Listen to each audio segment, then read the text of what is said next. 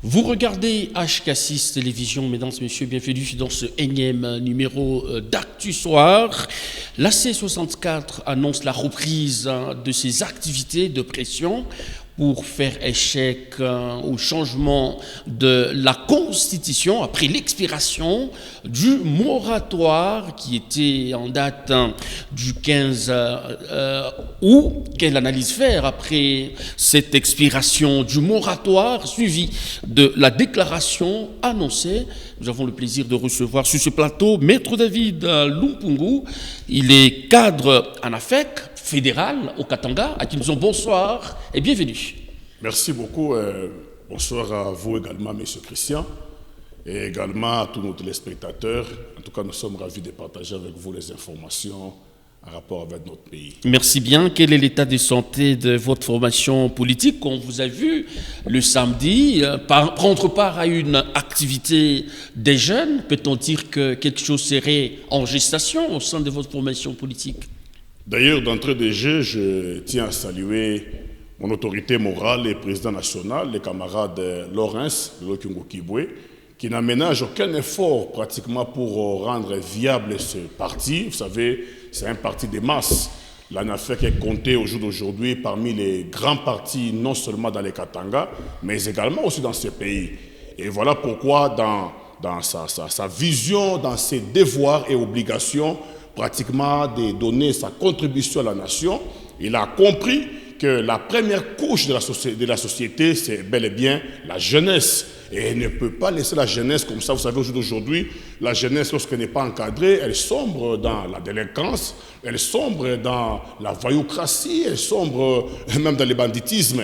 Alors, il a voulu profiter pratiquement pendant ces moments ici des vacances pour réunir, et d'ailleurs cela tombe à pic avec la date nationale de notre parti politique consacré à la jeunesse. Vous savez que nous fêtons chaque 18 août la date nationale en rapport avec la jeunesse. Et c'est comme ça qu'il a voulu cette fois-ci lui-même argumenter pratiquement à cette journée, réunir autour de lui, bien sûr, pas toute la jeunesse, mais au moins une représentation de nos brigades.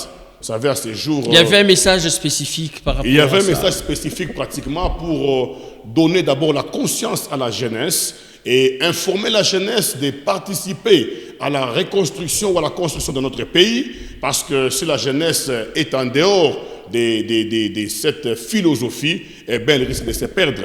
Il a profité pour également rappeler les idéaux du parti politique de l'ANAFEC à la jeunesse qui doit rester pratiquement loyal et fidèle aux idéaux et pourquoi pas aussi à l'autorité morale. Et là, nous saluons aussi les camarades Maître Sandy, qui est le président de la jeunesse, qui a rassemblé pratiquement autour du président national toutes les couches de la jeunesse, bien sûr, représentées. Donc, c'était un très bon moment, des échanges, des partages. Merci bien. Je l'ai annoncé, vous avez certainement suivi la déclaration de la C64 après l'expiration du moratoire. Ça vous fait quoi d'apprendre que les actions de grande envergure, selon la C64, seraient déjà projetées? Et d'abord, ce qui est vrai que ça nous fait un peu rire, nous Katangais qui vivons ici, parce que nous avions vu les petits mouvements de l'opposition qui tentaient pratiquement de rassembler quelques jeunes autour pour faire pression sur le pouvoir. Mais vous savez que, M. Christian, au jour d'aujourd'hui, la population congolaise n'est plus dupe. On ne peut pas tromper la population, on ne peut pas continuer à la prendre en otage.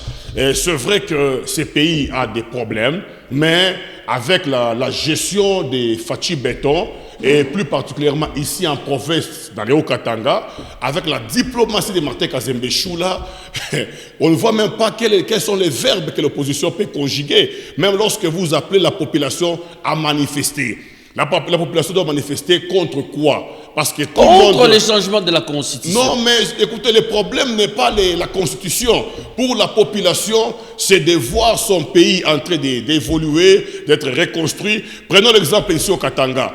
Avec tous les efforts que Martin Kazembe Choula, est en train de faire sur terrain, même si on n'aime pas Kazembe, même si on n'aime pas Fachi Béton, même si on veut que leur mandat puisse prendre fin, mais déjà avec les travaux qui sont en train d'abattre sur terrain, moi je crois qu'il n'y a plus de verbes à conjuguer pour l'opposition. Donc vous pensez que cette annonce est un non-événement, selon vous? Mais moi, voilà pourquoi je vous dis, on avait vécu autrefois cette tentative-là, je les ai vus à la poste en train d'appeler les gens, oh non, voilà, nous allons marcher, mais ils étaient incapables de réunir même 100 personnes, parce que la population congolaise, ou la population, bon oui, bien sûr congolaise, parce que ça concerne la nation, a besoin de manger, et nous trouvons que dans Fachi Béton, on est en train d'engager tout le jour ici. Vous pensez que la population mange?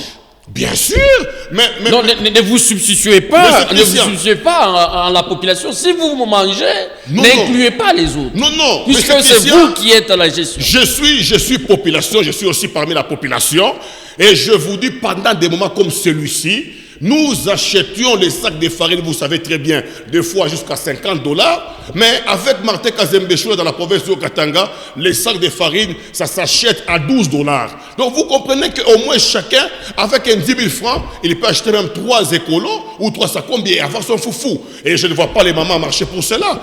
Vous voyez, vous êtes pratiquement une chaîne de proximité. À chaque rentrée scolaire, vous circulez avec vos micros dans les communs des mortels et vous trouvez les mamans qui vendent dans les marchés tous les jours. Et criez, oh non, voilà, on ne nous achète pas, nous sommes en crise. Vous pensez que les choses ont changé? Monsieur Christian, je vous dis, l'école va reprendre d'ici 2 semaines. Je viens fraîchement du centre-ville, j'ai trouvé la quiétude, tout le monde est à l'aise, il n'y a plus la vie n'est plus crispée. Donc moi je pense que, monsieur Christian, pour la politique de la RDC, on n'a pas besoin de beaucoup de gymnastique. Constitution ou pas, la population a besoin de la sécurité, ce que Martin Kazembe Choula nous donne dans la province. La population a besoin de la prise en charge de la scolarité, ce que Fachi Béton a donné dans toutes les écoles.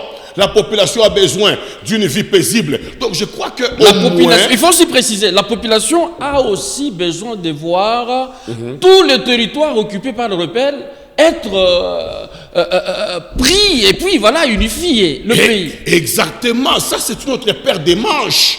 Nous savons que l'occupation de nos territoires, c'est pratiquement ces mouvements-là de C64. Voilà pourquoi les Congolais ont déjà compris cette manœuvre, c'est dilatoire. Je vous donne un exemple.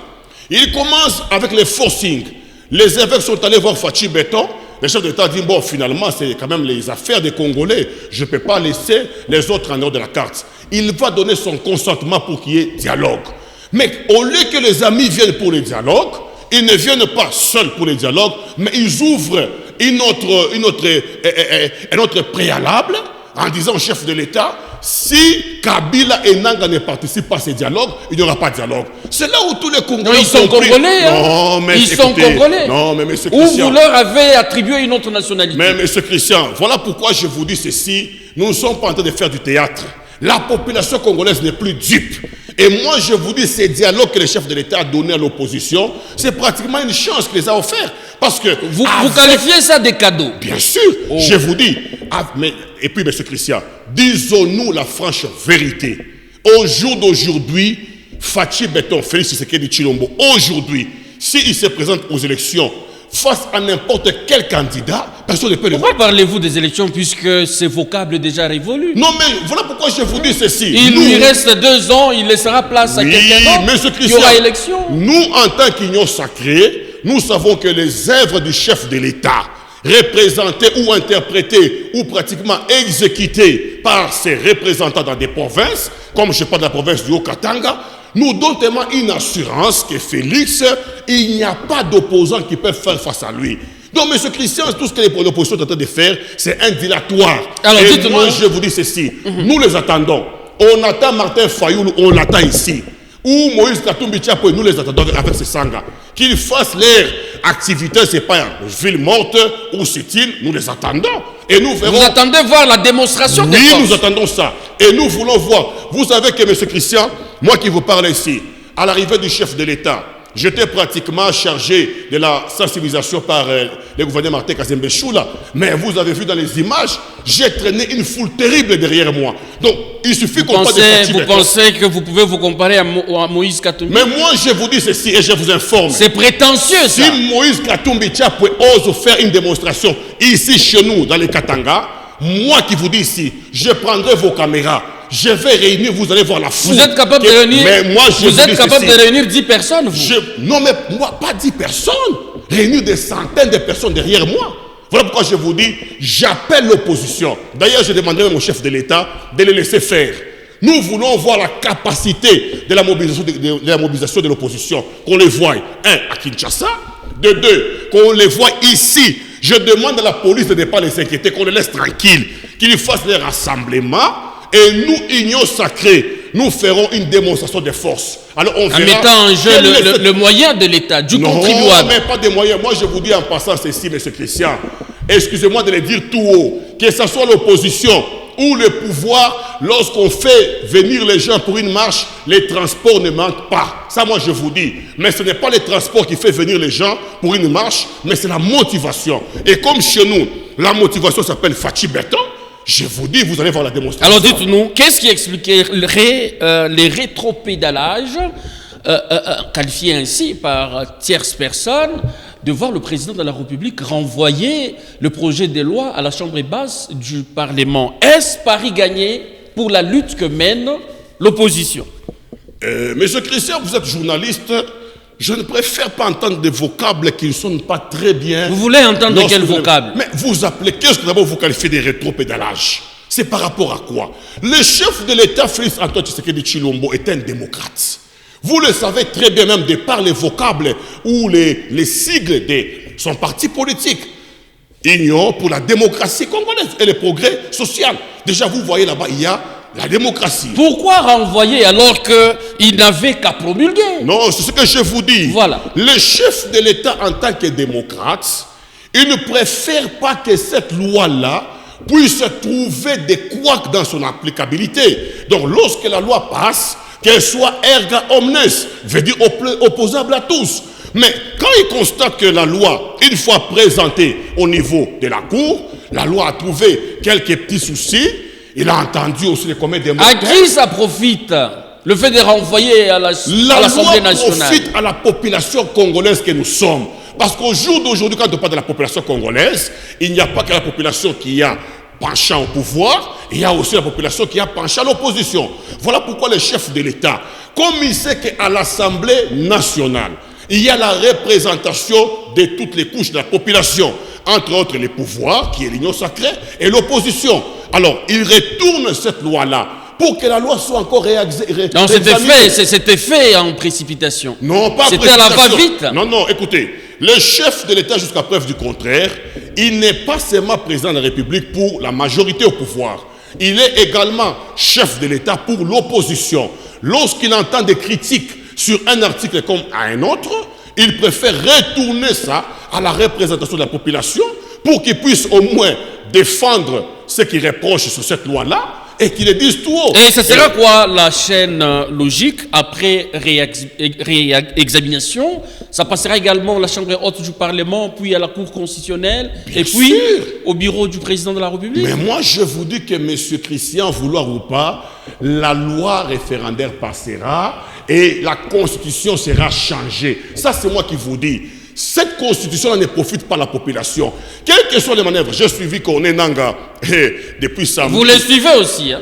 Mais bien sûr, en tant que... Vous suivez les rebelles. Allez-y quand même. En tant qu'un fou. Parce que je les prends pour un fou. Vous suivez un fou? Oui, je les suis. Qu'est-ce qu'ils en dira du fou? Oui, parce que le fou, il faut bien l'encadrer. Vous savez, si on n'encadre pas les fous, il risque de commettre beaucoup de c'est pas fort. C'est pas fort. Non, c'est pas fort. Pourquoi j'appelle ça de la folie? Les mêmes Corné Nanga, nous les suivions ici, demandaient le dialogue auprès du chef de l'État. C'est ça la folie d'abord. Il demandait, il dit non, voilà, nous, les FCC, nous sommes d'accord pour le dialogue, mais cependant, c'est Tshisekedi qui ne veut pas. Mais quand le chef de l'État dit, ok, je suis prêt, venez pour le dialogue, voilà, il change de méthode, il dit non, nous ne sommes plus là pour le dialogue. D'ailleurs, il annonce, il dit, d'ici la fin de la semaine, et donc de ce mois ici, il va prendre Rutshuru, il va prendre Kalemi, il va prendre Luanda. Ne relayez pas ces informations-là sur nos antennes. Mais moi, je vous dis, c'est ça la folie. Parce que lui-même avait dit en son temps, avant que nous soyons les mois de juin de l'année passée, il allait être à Kinshasa. Donc vous l'attendez. Aujourd'hui, il ne s'est pas bougé. Vous attendez l'effectivité de ces promesses. Moi, je vous dis, la folie, c'est quoi? Ils pensent que, comme ils avaient déjà infiltré l'armée congolaise et qu'ils avançaient avec, ils étaient des mèches, ils avançaient avec les béquilles de certains hauts officiers congolais qui étaient déjà corrompus, ils croient que la chose va continuer ainsi. Alors qu'au jour d'aujourd'hui, toute la population, y compris les Ouazalendo, même notre armée a déjà pris conscience. Il n'y a plus de place pour les rebelles. Alors nous allons chuter par une petite question. Seriez-vous déçu de voir autour de la table des négociations Joseph Kabila et Corneille Nangaa? Vous personnellement, seriez-vous déçu? Mais d'abord, je me pose la question de savoir, c'est quel courage que ces gens que vous citez viendront. D'abord, ils viendront où? À Kinshasa? Peut-être vous irez à Goma. Non mais, écoutez, nous savons que M. Christian, la RDC, c'est un pays des droits. Même lorsque Kabila demandera pardon avec Corneille Nangaa, la justice doit faire son travail. Vous n'avez pas répondu à la question. Si vous le voyez, seriez-vous déçu ou pas? Mais moi, je vous dis, ce jour-là, si Kabila se met autour d'une table, Nangaa est le chef de l'État, alors le Congo va arrêter son parcours. Ah bon? Oui. Retenez bien vos propos. Parce que ces gens-là, je vous dis, ces gens-là, ils continuent à faire couler le sang des Congolais. Et l'affaire du terroir n'est pas seulement l'affaire du chef de l'État, mais c'est pour nous, population. Tant que le sang de nos frères continue à couler, on ne se mettra jamais, soit ils partiront par la force, soit ils seront arrêtés. Ça, c'est votre vœu. Moi, je vous dis. Donc, on peut dialoguer avec tout le monde, mais sauf avec les criminels, sauf avec les sanguinaires. Ça, c'est moi qui vous l'ai dit. Maître David Lompungu, je rappelle que vous êtes cadre fédéral, en AFEC. Merci d'avoir répondu à notre invitation. Merci beaucoup, M. Christian, et bonsoir à tous nos téléspectateurs. Merci. Merci à vous qui nous avez suivis à travers le monde. Nous vous retrouvons très prochainement avec la même détermination. D'ici là, portez-vous bien et à très vite.